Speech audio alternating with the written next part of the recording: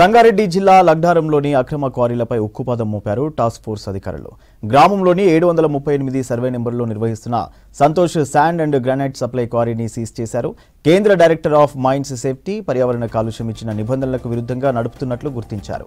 Permission ఇచ్చిన గడువు ఏడాది కిందటే పూర్తి కావడంతో చర్యలు తీసుకున్నామన్నారు RDO Ravinder Reddy.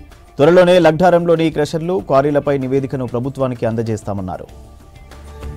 Member secretary గారు గత సంవత్సరం మార్చిలో క్లోజింగ్ ఆర్డర్ ఇచ్చారు సంతోష్ గ్రానైట్ సంబంధించి. దీని ఓనర్ ప్రొపరేటర్ గూడ మధుసూదన్ రెడ్డి గారు. దాని గురించి ఈరోజు pollution control board executive engineer, AD mines అధికారులు, స్థానిక స్థాయిలతో పాటు వచ్చి దీన్ని సీజ్ చేయడం జరుగుతుంది. పోలీసు వారి యొక్క సహకారంతో పొల్యూషన్ కంట్రోల్ బోర్డు సంబంధించినటువంటి నియమ నిబంధనలు పాటించిన కారణంగా సీజ్ చేయడం జరుగుతుంది. అదేవిధంగా mines safety director of mines safety వాళ్ళు కూడా ప్రోబిటరీ ఆర్డర్స్ ఇచ్చారు. వర్కర్స్కి ఇది పనిచేయడానికి అనుకూలంగా లేదు, అవన్నీ రెక్టిఫై చేసేంత వరకు ఇక్కడ ఎటువంటి ఆపరేషన్ చేయకూడదని కూడా ఆర్డర్స్ ఇవ్వడం జరిగింది. దాన్ని ఫాలోఅప్గా ఈరోజు సీజ్ చేయడం జరుగుతున్నది.